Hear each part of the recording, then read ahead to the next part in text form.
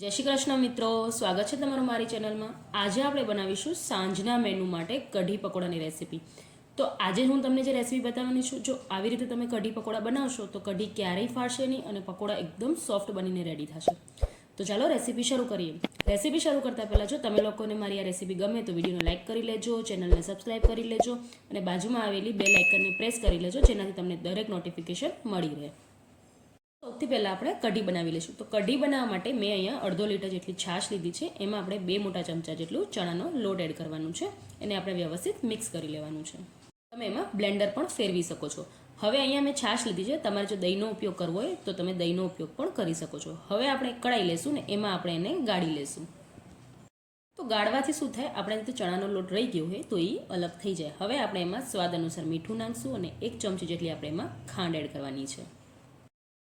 હવે આપણે આ કઢીને ઉકળવા મૂકી દેવાની છે। તો બિલકુલ ધીમા તાપે આપણે એને 10 થી 15 મિનિટ માટે ઉકળવા દેશું। ત્યાં સુધી આપણે પકોડાનું બેટર બનાવી લેશું।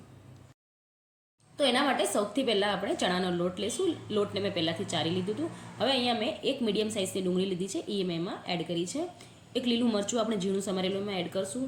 થોડીક આપણે ધાણાભાજી એડ કરશું, એટલે કે કોથમીર એડ કરશું। સ્વાદ અનુસાર મીઠું એડ કરશું। અડધી નાની ચમચી કાશ્મીરી લાલ મરચું, અડધી નાની ચમચી જેટલી આપણે એમાં હળદર એડ કરશું। થોડુંક આપણે એમાં ગરમ મસાલો એડ કરશું અને થોડુંક આપણે એમાં જીરું એડ કરશું અને અડધી નાની ચમચી જેટલું આપણે એમાં અજમાને આવી રીતે હાથેથી મસળીને એડ કરવાનું છે। હવે બધાય મસાલાને આપણે લોટમાં મિક્સ કરી લેવાનું છે। તો નોર્મલી ભજીયા તો આપણા બધાના ઘરમાં બનતા જ હોય, બસ એવી જ રીતે આપણે આનો બેટર બનાવવાની રેડી કરવાનું છે। હવે આપણે અહીંયા સોડા નથી યુઝ કરવાની, કેમ કે આ ભજીયા આપણે કઢીમાં એડ કરવાના છીએ, એટલે કઢીમાં આપણે એને ઉકાળશું એટલે એકદમ સોફ્ટ થઈ જશે।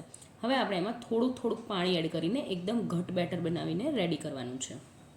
તો આ પકોડાને તમે એમનેમ પણ સર્વ કરી શકો છો। આ બહુ જ ટેસ્ટી બને છે અને આમાં જો તમારે એમનેમ સર્વ કરવા હોય તો થોડુંક આપણે એમાં સોડા એડ કરી લેવાનું। હવે આ બેટર રેડી થઈ ગયું છે અને હવે આપણે એના પકોડા તળી લેશું। તો એના માટે મેં પહેલાંથી તેલને ગરમ કરવા મૂકી દીધું હતું। હવે આ બેટરમાં આપણે 2 ચમચી જેટલું ગરમ તેલ એડ કરશું ને એને પણ આપણે વ્યવસ્થિત મિક્સ કરી લેશું।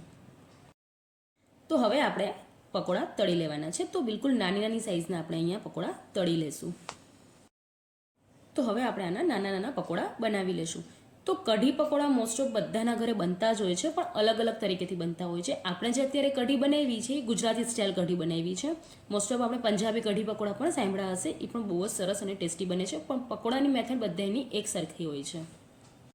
તો અત્યારે આપણે જે આ ભજીયા બનાવીએ છીએ એને સિંધી ડુંગળીના ભજીયા પણ કહેવામાં આવે છે અને એ બહુ ટેસ્ટી બને છે, પણ એને બનાવવાની રીત થોડીક અલગ હોય છે। એને ડબલ ફ્રાય કરવામાં આવે છે અને મેં તમારી સાથે ઓલરેડી એક સિંધી નાસ્તાની રેસીપી શેર કરી છે, દાળ પકવાન, અને તમે લોકો એ રેસીપીને બહુ પસંદ કરી છે। અને જે લોકોએ હજી સુધી ન જોઈ હોય તો એકવાર જઈને આ રેસીપી જરૂરથી જોઈ લેજો। બહુ જ સ્વાદિષ્ટ અને બહુ જ ટેસ્ટી બનીને રેડી થાય છે આ દાળ પકવાન। તો હવે પકોડા બધાય તળાઈ ગયા છે અને તમે જોઈ શકો છો કઢી પણ આપણી એકદમ ઉકળી ગઈ છે, ઘટ થઈ ગઈ છે। હવે આપણે જે પકોડા તળ્યા હતા એ આપણા કઢીમાં આવી રીતે એડ કરી લેવાના છે। તો જેવી રીતે મેં તમને કીધું હતું કે અહીંયા હું ગુજરાતી કઢી બનાવું છું, એટલે મેં એમાં હળદર નથી એડ કરી, પણ જો તમારે એડ કરવી હોય તો તમે કરી શકો છો। એનાથી કઢીનો કલર બહુ સરસ આવે છે। પકોડાને કઢીમાં એડ કર્યા પછી આપણે 5 મિનિટ સુધી કઢીને ઉકાળી લઈશું। હવે ઉપરથી આપણે ફ્રેશ ધાણાભાજી આવી રીતે એડ કરશું ને હવે આપણે કઢીમાં વઘાર કરવાનું છે। હવે આપણે એમાં વઘાર કરી લઈશું। તો એના માટે આપણે વઘારિયામાં તેલ ગરમ કરી લઈશું। એમાં આપણે 2 સૂખા લાલ મરચાં, થોડુંક આપણે એમાં જીરું, આખા ધાણા, મેથી દાણા, થોડીક આપણે એમાં હિંગ એડ કરશું ને અડધી ચમચી જેટલું આપણે એમાં કાશ્મીરી લાલ મરચું એડ કરશું ને આ વઘારને આપણે કઢી ઉપર આવી રીતે એડ કરી લઈશું। તો સાંજના મેનુ માટે બહુ જ સ્વાદિષ્ટ આપણી આ કઢી પકોડાની રેસીપી બનીને રેડી થઈ ગઈ છે। આને તમે રાઈસ સાથે સર્વ કરી શકો છો। અને જો તમને મારી આ રેસીપી ગમી હોય તો વિડીયોને લાઇક કરી લેજો। Thank you for watching.